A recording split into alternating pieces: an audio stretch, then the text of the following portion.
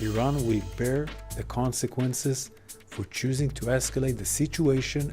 Israel's military responds as an attack from Iran begins. A barrage of drones and missiles launched from within its territory. Retaliation over an airstrike that killed top Iranian commanders. Welcome to Your World Tonight. I'm Stephanie Skandaris. Also on the program, chaos and fear in an Australian shopping centre. 6 people killed in a mass stabbing attack. A baby left fighting for life. And misinformation and disinformation is exponentially growing, right? Anyone can make a post and spread it to millions of people. Approaching social media with skepticism and scrutiny. The new programs teaching teens to navigate online spaces.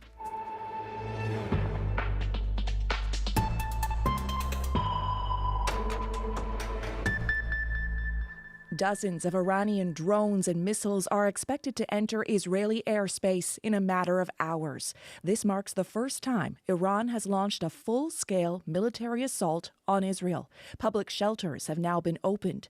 Israel's military says dozens of its combat planes are airborne and ready. Sasha Petrusik has the latest. This is a severe and dangerous escalation. Military spokesman Daniel Hagari says Israel's defense forces will do everything they can to prevent the attacks from reaching Israeli territory.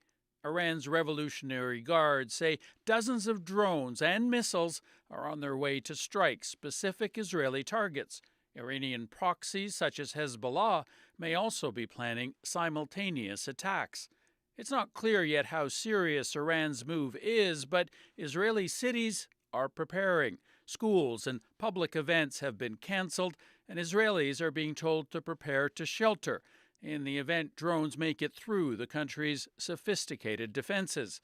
Hagari says Israel will respond. Iran will bear the consequences for choosing to escalate the situation. U.S. President Joe Biden is meeting with national security advisors. He's already pledged American backing for Israel's defense. We will support Israel, we will help defend Israel, and Iran will not succeed. It's unclear what form that support will take. Tehran launched the barrage of drones after its consulate in Syria was the target of an airstrike last week, reportedly launched by Israel to kill top Iranian military commanders. Experts like Suzanne Maloney from the Brookings Institute say the next few hours could mark a turning point in the conflict. If Iran and Israel escalate to an extent that we have a direct conflict between the two, the United States will inevitably be pulled in. These attacks come as tension in the region is already high, not only in Gaza, but in the occupied West Bank.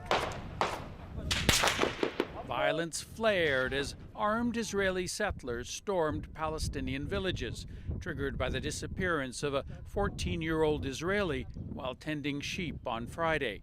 He was later found dead by Israeli security forces. For hours, settlers burned houses, cars, and barns, setting off fireballs and fighting with Palestinians. The Israeli military did not intervene. Farmers ran for their lives, says a villager. They went after my neighbor, beating him until his skull was fractured, he says. Then they stole his sheep. Another Palestinian man was killed, his body carried through the streets during a funeral today in the northern West Bank. It's unclear whether he was shot by Israeli soldiers or settlers. Mourners are calling for retribution here, but for the moment, Israel has a much bigger threat on the horizon. Sasha Petrusik, CBC News, Washington. Now, we'll bring in freelance reporter Rebecca Collard. She spent years covering the Middle East, and she gives us her analysis of this breaking news. Rebecca, we know Israel has extensive air defense systems. So how prepared is Israel for this sort of attack, and how destructive could it be? Yeah, Stephanie, I think that's a great question. As you said, Israel has very advanced air defense systems because, of course, they have been attacked from Gaza and from neighboring countries so often over the last few years. And so, it has multiple layers of air defense systems that can shoot down rockets, missiles, drones, all kinds of things. And the other thing I would say is that, of course, we have kind of known that this attack is coming for several days, for 10 days. There has been warnings both from the U.S. and from Israel, and even from other foreign states like Canada, sending out warnings to their citizens that are in Israel and neighboring countries saying, we're expecting some sort of attack. So Israel has also had the benefit of knowing that some sort of attack was coming. We saw them clothing schools, taking other preparations also for this. The Israeli army spokesperson, was on TV just this evening as we heard the news about these drones coming, instructing Israelis that if they hear sirens, that they should go to shelters right away, telling people to stay calm, telling people not to spread disinformation. So from, that standpoint, Israel, of course, has a very strong air defense system, and they also have, a very strong military. We know that there are Israeli military planes in the air preparing to shoot down these drones. So from that perspective, they're quite prepared. How significant is it, do you think, that Iran is launching these drones from its own territory, claiming full responsibility for this, and not using its proxies in the region? Yeah, I would say, Stephanie, that is the most significant aspect of this attack. And because, of course, this is retaliation for an attack which Israel did not claim, but was most likely carried out by Israel on an Iranian consulate in Damascus just more than 10 days ago now. And what is really different this time is that they are attacking from their own territory. So since October, we have seen, of course, almost daily exchanges of fire between Hezbollah, which is a militant group that is allied, of course, with Iran, across the border between Israel and southern Lebanon. We, of course, have seen the Houthi rebels, who are also allied with Iran, carrying out attacks on Red Sea shipping and also trying to send drones and other projectiles towards Israel. And, of course, there has also been numerous attacks on U.S. targets, both in Syria and Iraq. But what is very different this time is that Iran is doing this from its own territory. And when, back to your question about how destructive this could be, the capability of Hezbollah to be destructive by sending rockets or missiles directly over the border towards Israel is much higher than the sort of drones that we're now seeing, or we now believe are in the air towards Israel. So I think the most important thing about this attack is really that it is a symbolic attack from Iran saying we are retaliating against Israel and we are going to strike Israel directly from our own territory. Mm-hmm. And where do you think this goes from here in the hours and days ahead? Do you think this leads to further escalation? Yeah, I think there's a couple of big questions going forward. The first thing is, we're hearing from Iranian officials that there are something like 24 drones now on their way to Israel. And of course, it's important to mention as well that these drones we're expecting could take several hours to actually reach Israel. So whether or not these drones are the substance of the attack or whether these drones are just the start of a wave of a multi-pronged attack is going to be really important to how this plays out over the next days and over the next weeks. And we have heard some indications from Iranian officials that this will be a multi-pronged attack, that there will be missiles involved in this as well, because of course these drones that are being sent are not the most destructive of Iran's military hardware. The way that the U.S. responds is really also going to have a major role in whether or not this remains a conflict between Israel and Iran or whether this really takes on a regional dimension. Okay, thanks so much, Rebecca. You're welcome. Rebecca Collard in Berlin. Police in Sydney, Australia are investigating after a stabbing rampage at a shopping centre left 6 people plus the attacker dead. One of the dead is a mother who was trying to protect her 9-month-old baby. The baby was taken to hospital, one of 8 people who were injured. Witnesses report seeing a man with a large knife slashing people at random. Philip Lee Shannock has the latest. Witnesses describe the chaos inside Westfield Centre. The mall not far from Bondi Beach in Sydney was packed with weekend shoppers. This woman says she saw a man armed with a knife randomly slashing at people. I saw a woman lying on the floor. Like, who does that to people? Police say the attack began mid-afternoon. Video from eyewitnesses show a man in a green and black T-shirt calmly approaching shoppers and attacking them. Another shows a bystander confronting the man on an escalator. Vernon Michaels says he watched from inside a store. So we saw the guy come up the escalators with a big black knife in his hand. And just really calmly, he was just walking like he was having an ice cream in the park, you know. Videos also show a woman police officer running to the scene up a ramp to an upper floor in the mall. Jason Dixon says he followed her. There he was, he just come in and just started floating towards us, and all I heard was put it down, and then she shot him. She didn't shoot him, well, he would have kept going. He was on the rampage. He was on the rampage. And then she walked over and was giving him CPR. So, and it had a nice big blade on him, so she chucked the knife away, and yeah. Police say the senior officer happened to be at the mall. The man was pronounced dead at the scene. She is certainly a hero. Australian Prime Minister Anthony Albanese says there are no other outstanding suspects. It would appear that this person has acted alone. The motives are not known yet, and speculation on that would not be helpful. New South Wales Police Commissioner Karen Webb says the 40-year-old man is known to law enforcement, but they are waiting to officially identify him. If in fact it is the person that we believe it is, then it's not a terrorism incident. The identities of the victims have not been released, but family and friends of Ash Good say the 38-year-old and her 9-month-old baby daughter were attacked. Ash died in hospital, but her baby survived and is being treated for stab wounds. Philip Lishanok, CBC News, Toronto. In Myanmar, rebels have attacked Junta forces with drones at a bridge near the border with Thailand. Those forces had retreated to the bridge after losing control of a nearby military base earlier this week. The border town is a major trade route between the two countries and provides a key source of revenue for Myanmar's cash-strapped military. The ongoing civil war has led to thousands of people crossing into Thailand. Thailand's foreign minister says the country is prepared to welcome 100,000 refugees. We also have shelters prepared for an influx of Myanmar nationals fleeing the war and taking refuge in Thailand. There are 123 places near the border ready to take people in. He added any fighters trying to flee into Thailand will only be allowed to cross if they disarm and enter as civilians. Millions of Canadians use TikTok every day, most of them teens and young adults. And they're not just sharing memes, they're talking about news and world events. To help those users sort truth from falsehoods, a group of Canadian teens has been recruited as fact-checkers. Deanna Sumanak-Johnson reports.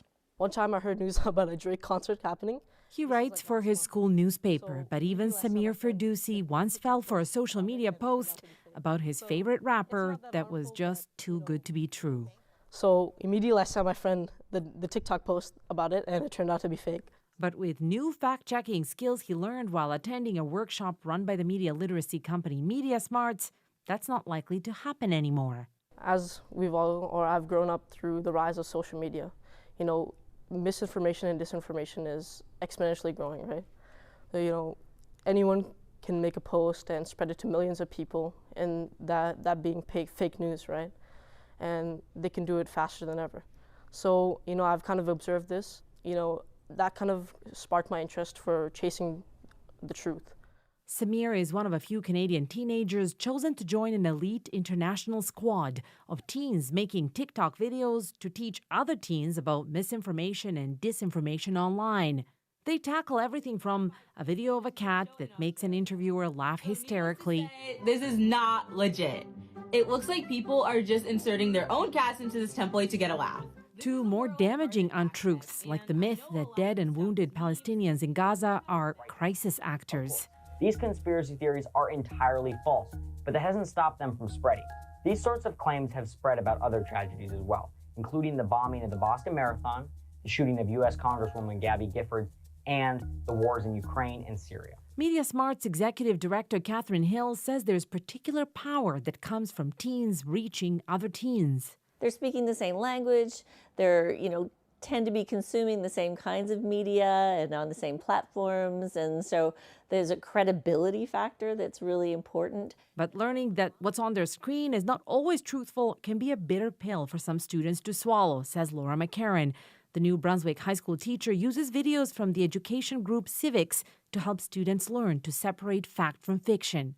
I don't see that moment of glowing happiness when they learn this.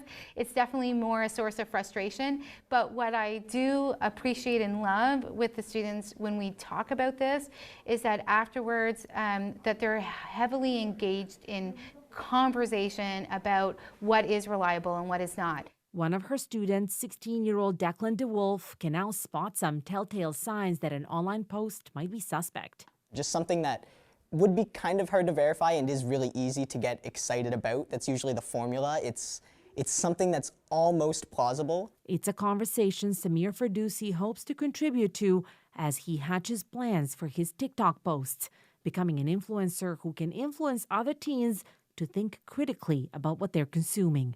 Deanna Sumanak-Johnson, CBC News, Toronto.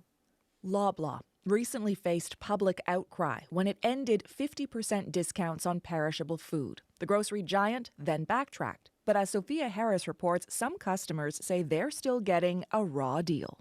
And so when they started talking about 50% stickers at all the Loblaw's locations, I was waiting, and I never saw them show up at the Lethbridge Superstore. Kim Seaver feels shortchanged by his local Loblaw-owned Real Canadian Superstore in Lethbridge, Alberta. He was hoping to find 50% discounts on perishable food, but it's still marked down by just 30%. Yeah, I was disappointed. Why do you think it should be 50% across the board at Loblaw stores? Well, clearly they can afford it if some stores are offering it. If keeping them at 30%, it makes it difficult for shoppers to be able to purchase the things they need to be able to feed their families properly. Back in January, Loblaw changed its 50% discounts to 30% for food nearing its best before date, like produce, bread, and meat. The reduction sparked customer backlash, so the grocer said it would reinstate 50% discounts in stores that previously offered them.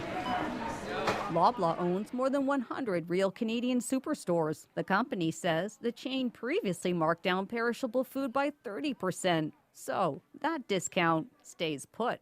Because I felt I was getting a little bit ripped off. Warren Chapman says his superstore in Duncan, BC previously offered a 50% discount, but reduced it to 30% around 5 years ago. He believes Loblaw should reverse that decision too.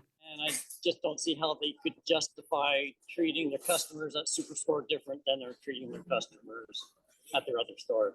We all know prices have gone up quite drastically. Which means Canadians are hungry for deals. A new survey by Dalhousie University in Halifax found 59% of grocery shoppers polled said they seek out discounted items like expiring food. People are showing up at the grocery store with the intent of spending less money. Food policy expert Sylvain Charlebois says Loblaw should offer 50% discounts at all its standard stores or risk more backlash. Consumers talk to each other, and you can quickly be pointed at as an unfair grocer following unfair practices. And to me, that criticism is warranted.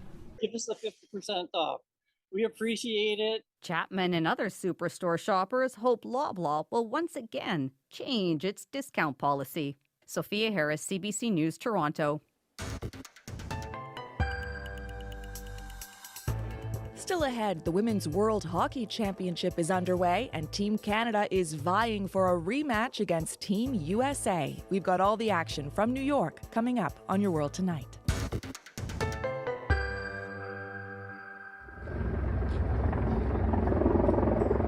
In Antalya, Turkey, helicopters fly over the site of a cable car crash to pull out stranded passengers.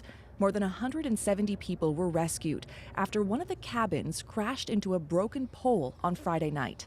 One person died and 10 others were injured. More than 600 workers took part in the rescue effort, which lasted nearly 24 hours.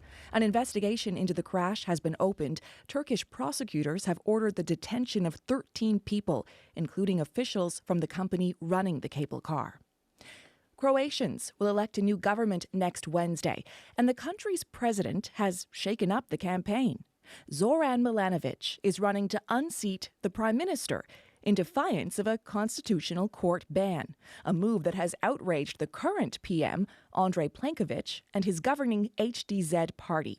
Freelance reporter Guy Delaunay has more. I think we're on the right track, and this is what we are going to explain to our citizens. Andrej Plenković stands by his government's record, but he's worried that message is being swamped by the wild card in the election race, President Zoran Milanović. The head of state is campaigning for the centre-left Social Democrats despite a court ban. It's an anti-constitutional behaviour. Is it damaging for Croatia to have this sort of competition between the president and the prime minister? Well, it's bizarre, but I'm trying to sort of minimize the negative effects of this unconstitutional acts that were committed by the president. And I mean, the Constitutional Court couldn't have been clearer. In fact, the president has electrified the campaign. Croatia's parliamentary elections tend to be predictable. The ruling HDZ has broad support and wins most of the time. But Zoran Milanović has become the country's most popular politician since he became president 4 years ago. So announcing that he'd be the Social Democrats' candidate for prime minister meant all bets were off. Elections were kind of already decided before that move. So it was obvious that the ruling party, HDZ, would be in position to make another new coalition quite easily. Krešimir Macan is a political analyst and consultant. People don't support him as a president. But what they approve him is the way he talks. Because he tells them what most of them want to hear. And the way Zoran Milanović talks tends to be blunt and to the point. A good example is his reaction to the Constitutional Court's ruling that he can't be part of the parliamentary campaign unless he steps down as president. Milanović accuses the judges of doing the government's bidding. That gangster clique has taken the court hostage. Such peasants are also illiterate. Therefore, it's a problem because the decision is illiterate. The court ruling hasn't dampened the opposition's enthusiasm. Their poll numbers are up, with messages about corruption and the high cost of living hitting home. But there's still the concern of how a Milanović-led government would behave. His populist outbursts insult not just the government, but people in neighbouring Bosnia. He's also praised Russia and spoken out against military aid to Ukraine. So the big question is, does he mean it? Reaching out towards the right is actually tactics. Sandra Bencic is the leading candidate of the Green Left Možemo party. He's taking the issue of security and army. He's taking the issue of Croatia and Bosnia and Herzegovina. He's taking all these, I'm saying really mythical places that creates HDZ strategy in Croatia. So the candidate who isn't a candidate remains the one to watch. And as president, Zoran Milanović will also have a major role to play in the formation of Croatia's next government. Whichever way you look at it, in this election, he's very much taking centre stage. Guy Delaunay for CBC News, Zagreb.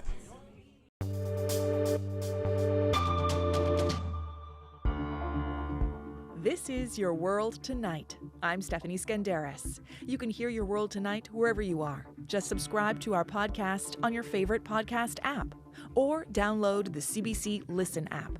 You'll get the best from CBC Radio, CBC Podcasts, and CBC Music. Team Canada is looking for a rematch against Team USA in the Women's World Hockey Championship. The Americans have advanced to the final after defeating Finland this afternoon, but the Canadians still have one more challenger in the way, Team Czechia. Freelance sports reporter Ed Kleinman is at the tournament in Utica, New York. So Ed, before we talk about tomorrow's final, let's talk about tonight's matchup. How's Canada looking against Czechia? Well, there's no doubt about Canada being a big favorite going into this game. They've actually never lost to Czechia in this tournament's history, and they played in the preliminary round at this event, and Canada won quite comfortably at 5-0. But I would say that Czechia is a team on the rise. They're coached by Canadian legend Carla McLeod, and they've been getting better and better, some really young talent. They were bronze medalists last year, and I think we haven't seen their best, and I think Canada will see their best this time. So while I expect Canada to win, I don't think it's necessarily going to be super easy. So it should be a pretty entertaining game. The Czechs are going to give it everything they've got, and Canada's going to be ready. And at the end of the day, sure, I expect Canada to get through, but to be tested. This is also the first Women's World Championship since the launch of the PWHL, the Professional Women's Hockey League, earlier this year. How has that changed the dynamic? Oh, it makes all the difference in the world. I think I'd answer that in two ways, on the ice and off the ice.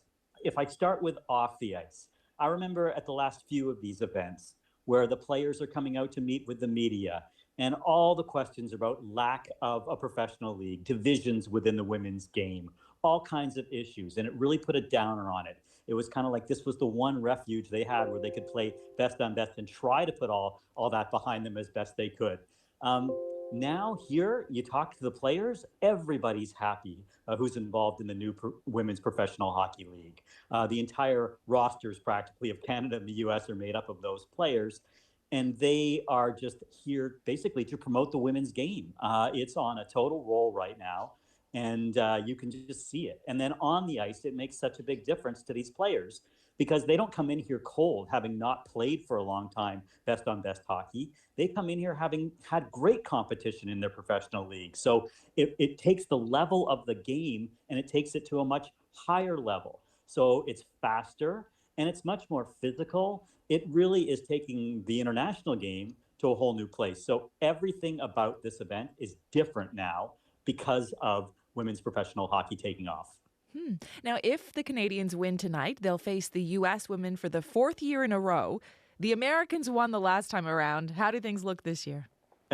What's interesting, Stephanie, it's not just the fourth year in a row. It's actually every single year this tournament's been held since 1990, except one time when Canada was upset by Finland in the semifinals. So these two teams, they always meet in the final, and they always deliver. It's one of the great rivalries in sport.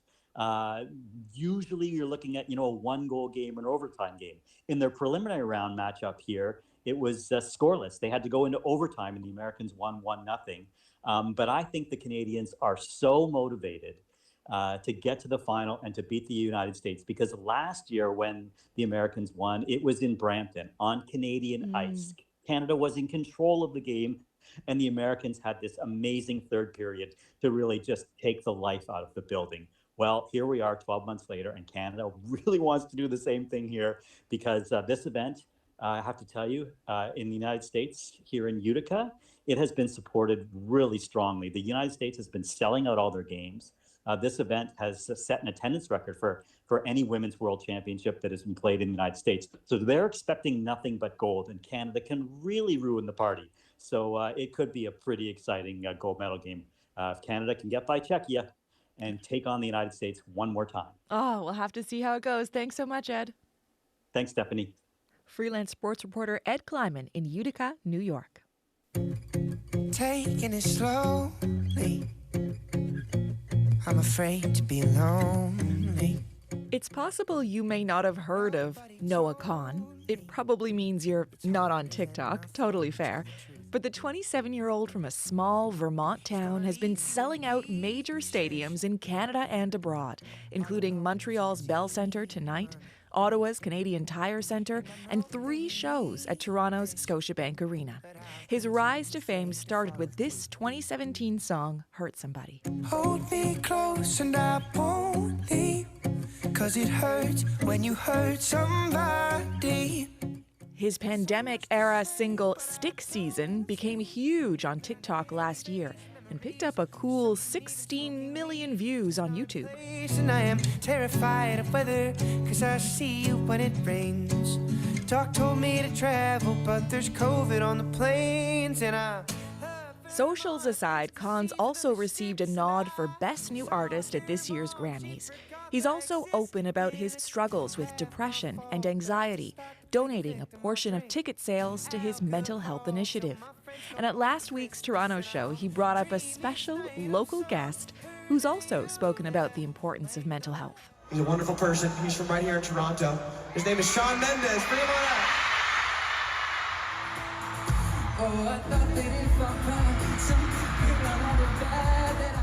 Noah Kahn's tour continues until September, with stops at Madison Square Gardens, Fenway Park, and the O2. So here's some of his latest single, Forever, on Your World Tonight. I'm Stephanie Skandaris. Thanks for listening. Remember